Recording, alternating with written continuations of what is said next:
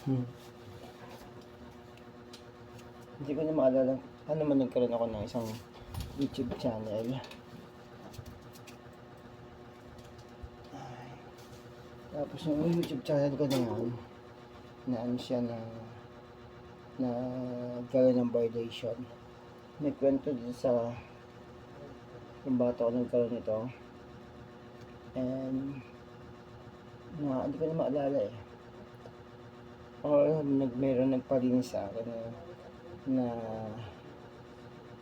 may bahay na may ganito. So, hiningi ko to or what, hindi ko na alam kung ano yung story, pero at meron ako ganito.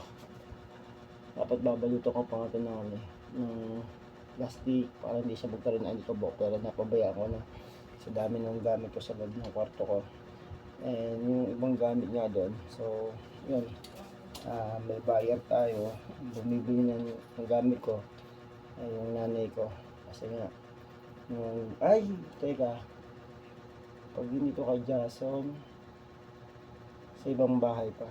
So yun, ako isa din sa mga pangarap ko din, gusto ko mangyari sa buhay kay mag-isang guest speaker ako,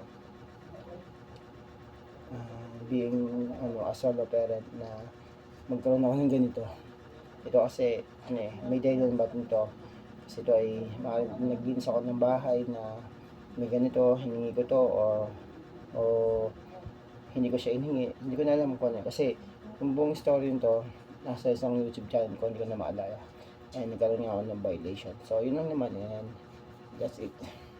Yung masama ito, buting comment lang pinagkaiba yun, pa ba rin sa main channel.